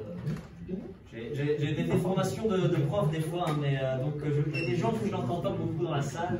Tu peux toujours les interroger. Vous utilisez surtout les archives, archives générales, tu habites au Luxembourg, du coup tu as fait un retour faire les trucs, c'est surtout la littérature publiée à l'époque.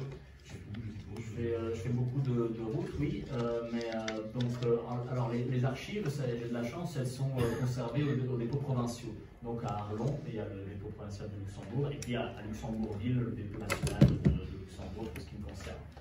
Après, il y a donc autant de sources que de dépôts d'archives, quelque part, pour étudier les corporations. Si on étudie vraiment la fin des corporations, donc la toute fin du XVIIIe siècle, il faut regarder absolument dans les corporations de la ville qu'on étudie. Donc par exemple, si on étudie les corporations d'Arlon, il faut aller à Arlon dans les archives de l'État d'Arlon.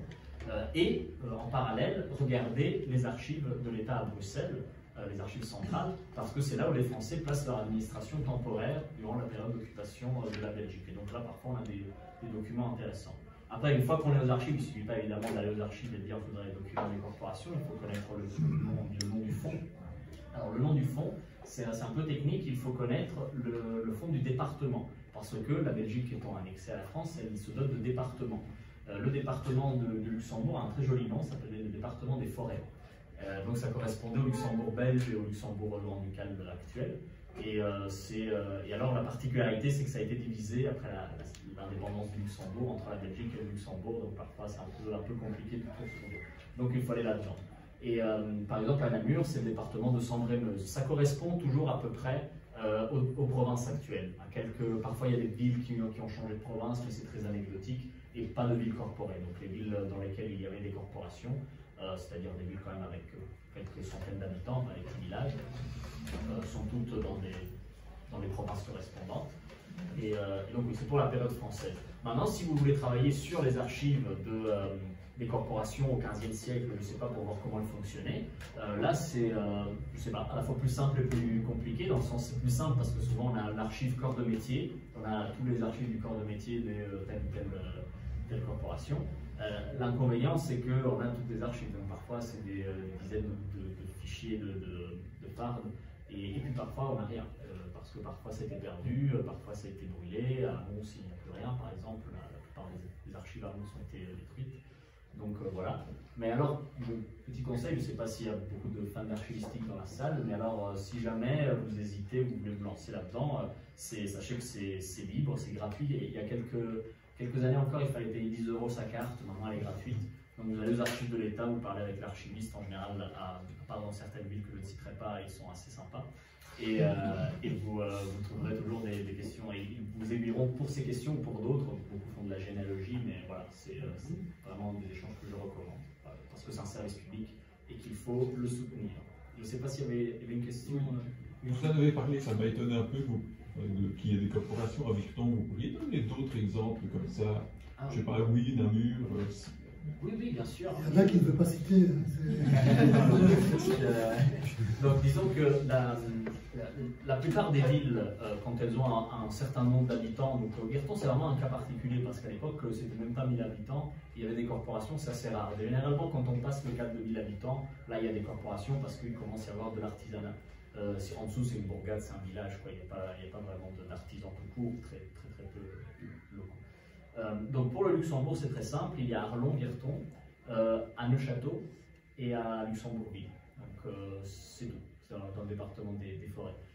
L'absence de corporations dans d'autres villes connues du Luxembourg comme Marchand-Famenne, Saint-Hubert ou des villes comme ça, est liée au fait qu'il y avait une très grande, je ne vais pas dire une bêtise, abbaye ou monastère, je ne sais pas, et en tout cas qui en fait contenait la production en son sein. Donc c'était les moines qui organisaient la production. Donc on a des corporations religieuses. Ah oui, il y avait des corporations. Dans le bassin liégeois, il y en avait beaucoup, à peu près dans chaque ville. Je sais qu'à Verviers, à Herstal, il y avait des corporations à Liège, évidemment. Namur, également, Dinan. En fait, j'ai même une carte, je peux vous la ressortir. Je ne peux pas vous la ressortir comme ça, parce qu'il faudrait que je fouille un peu, mais je peux vous la remontrer. Et il y a donc, dans l'espace belge, il y a 51, 52 villes avec des corporations en leur sein. Ce qui correspond à peu près aux villes de plus de 1000 habitants à cette époque-là, en Belgique, dans l'espace belge, à peu près. Grosso modo, c'est tous les chefs-lieux de province, évidemment, et puis toutes les villes moyennes, les actuels chefs-lieux d'arrondissement. En fait, ça va vraiment par taille comme ça. Et alors, une autre chose qui est intéressante, c'est qu'en fonction des villes, il y a des corporations liées aux métiers les plus diffus dans la ville. Donc, dans les villes d'eau, comme Namur, Huy, Liège, etc., il y a évidemment des brasseurs, comme la d'eau, il y a de la bière, c'est toujours, et des travailleurs de cuir, donc tanneurs, cordonniers. Énormément d'ateliers également. Voilà. Après, par exemple, quelques exemples d'autres. La plupart des corporations qu'on retrouve à chaque fois, c'est brasseurs, boulangers, bouchers, donc les métiers alimentaires. Ça, c'est quasiment à tous les coups. Et puis dans l'artisanat, vraiment la production d'objets pratiques, là c'est plus menuisier, du bois, et les tailleurs d'habits, qui sont vraiment les corporations les plus diffusées. Mais après, ça va dans des niveaux vraiment très précis. Ici, je vous avais mis, de base, c'était pour ça que j'avais mis ce petit logo, on voit très bien, mais en gros, il y avait en filigrane un bonhomme qui représente le métier de serrurier. Non, on ne voit pas très bien, mais en gros, c'était une caricature d'un homme avec un four à la place du ventre et qui frappait avec un marteau des clés. Mais donc, le métier de serrurier et pas de forgeron. Et alors, vous imaginez bien que si un forgeron avait l'audace de faire des clés, mais un membre de la corporation de serrurier avait d'office lui tomber dessus, etc. Donc voilà.